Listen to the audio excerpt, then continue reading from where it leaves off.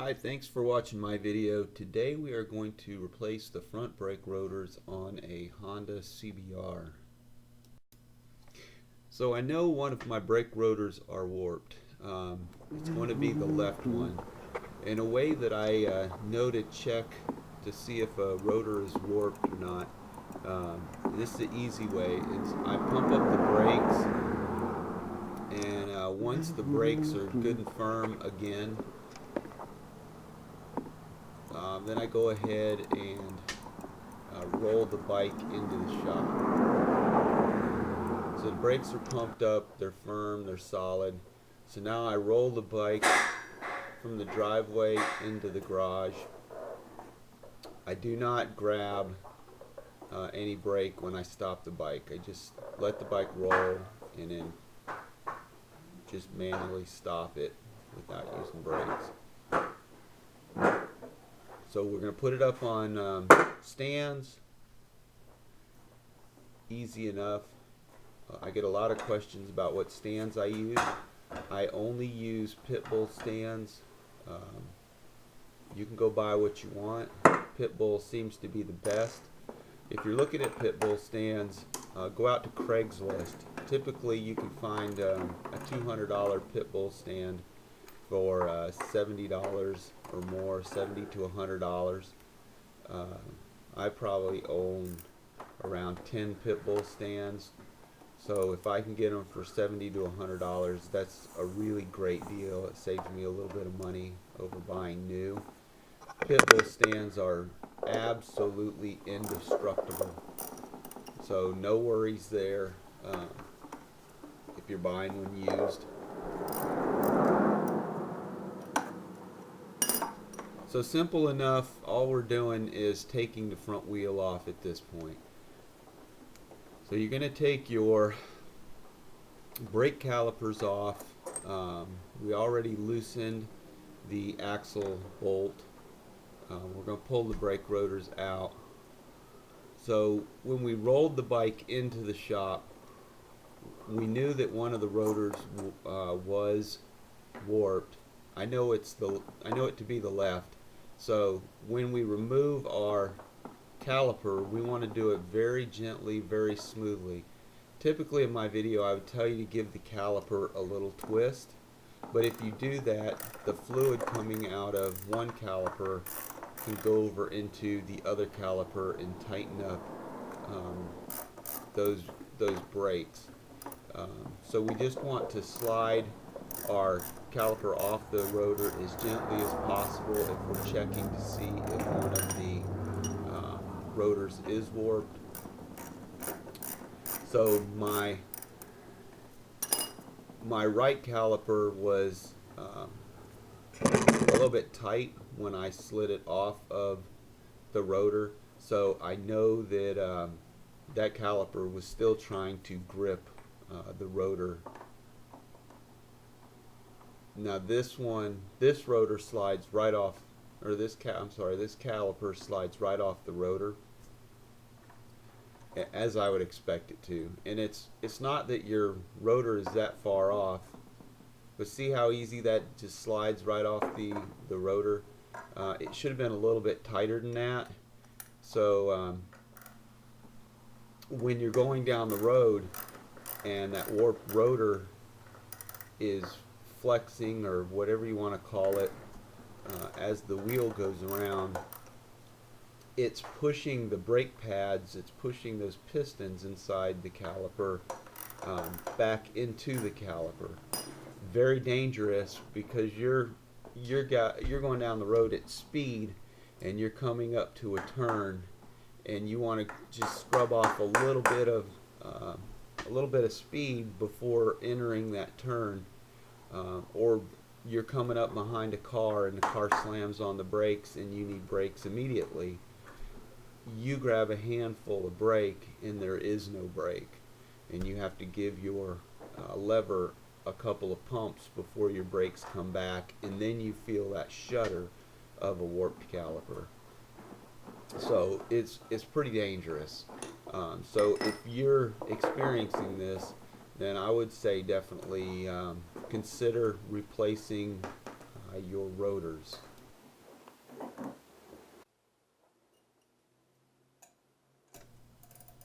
Replacing the rotors is fairly inexpensive. You can go the cheap route, like I did. You're looking at, for this bike, it was under $150 for the 2 front rotors. And I've done this for quite a few bikes in the past. So right now we're taking off the rotor bolts. Rotor bolts are a one-time use item. I'm going to stress that.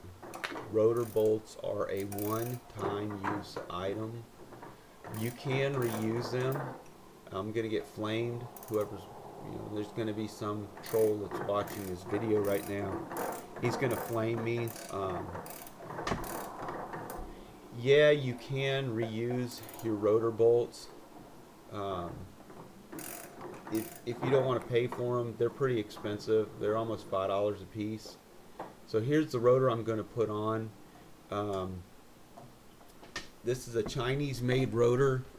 It's a company called Arasha, A-R-A-S-H-A.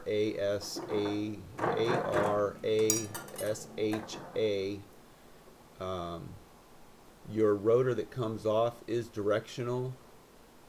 I'm not sure why, because right and left are the same. The new rotors you're getting will be exactly the same part number, right and left. So back to installing rotor bolts. We're going to use the red Loctite. Remember, rotor bolts are not reusable. That's the third time I'm telling you, they're not reusable.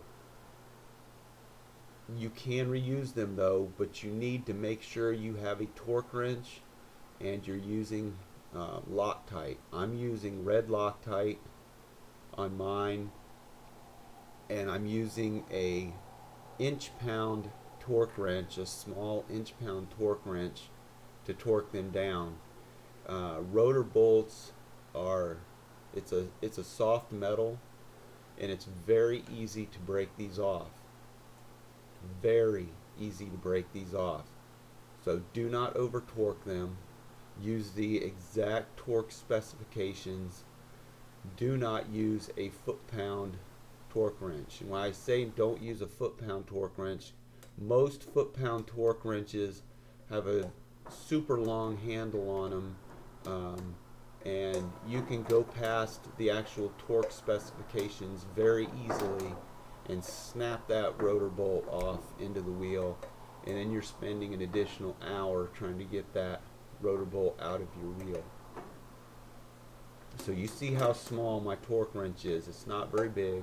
It's not going to give me a lot of leverage, and as soon as it clicks, I'm off the bolt. So there we go. I went around twice, made sure they're all torqued down, and I used the red Loctite, which is the super strength.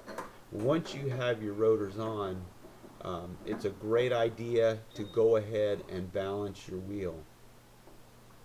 You just change the weight on your wheel, so you need to balance it to make sure that the wheel's good and balanced when you get out there and ride it. So I had a half ounce of weight on the wheel when I started, so that's what I'm pulling off now. The wheel was asking for 3/4 of an ounce to balance it out. So I took half ounce off. I'm spinning it again with no weight on the wheel. It's asking me for 1/4. So we line it up with the 1/4. Go ahead and get some cleaner. We're going to clean a little spot, and then we're going to put our 1/4 ounce onto the wheel.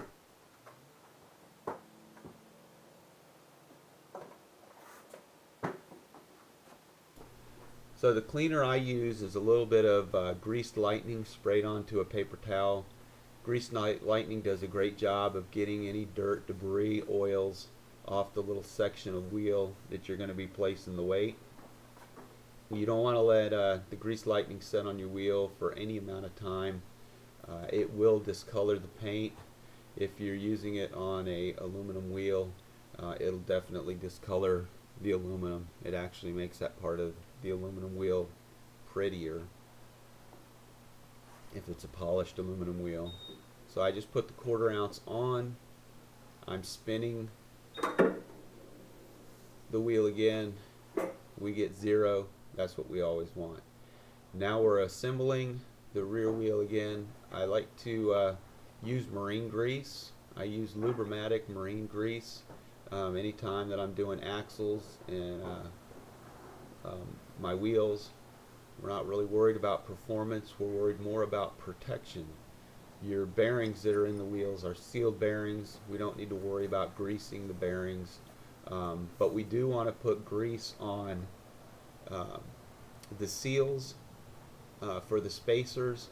So when you're riding in the rain, water's not going to go past the marine grease and get into your axle.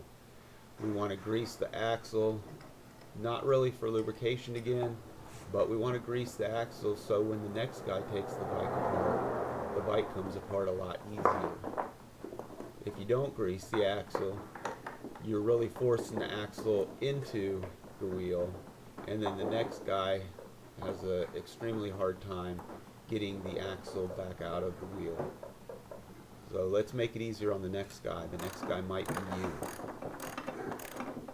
So once we get our axle in, we're going to go ahead and we're going to tighten down our axle bolt.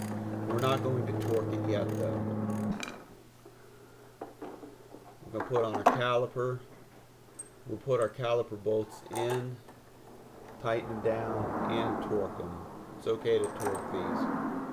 Now, if your rotors are extremely worn, you may need to take a screwdriver to pry your brake pads apart and force the caliper pistons back into the caliper. So no worries there.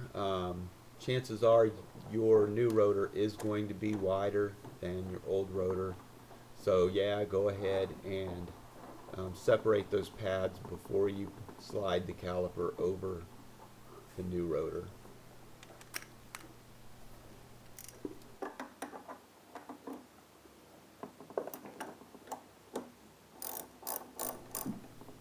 Again, once we get these hand tightened down, we're going to torque them down. I don't give out torque specifications on my videos. Again, flame me if you want, but your 2003 CBR 600RR might be different from my 2007 CBR. So research out your torque specifications.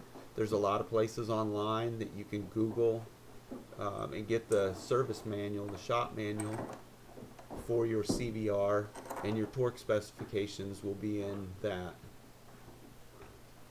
Or you can just go to your CBR forum and one of your buddies on there will give you your torque specs. You definitely want to use torque specs when torquing all your stuff down. If you don't, if you just get it as tight as you can possibly get it, you run the risk of stretching out your bolts, and then after so many times of over tightening these bolts, they'll break off, and then you're spending hours trying to tap a bolt out of your motorcycle. So once I have my calipers on and torqued down, I let the bike down off the stand, and I just force down on the front of the bike, and this brings the front end into alignment. And now I'm going to torque down my front axle bolt. So we're good to go there. I'm going to torque down my pinch bolts on my fork, and these bolts are very important not to over torque. Honda doesn't really give you a huge torque specification on these. It's like 14 to 16 foot-pounds. That's not very much, so don't over torque these. I've seen a lot of guys come in with only 3 of them on the front of their bike, and I know how they did that.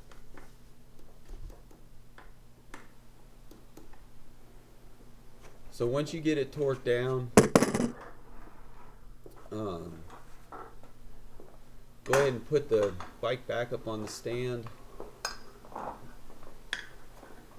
we're going to give the wheel a nice spin and make sure that nothing sounds out of place. It sounds good.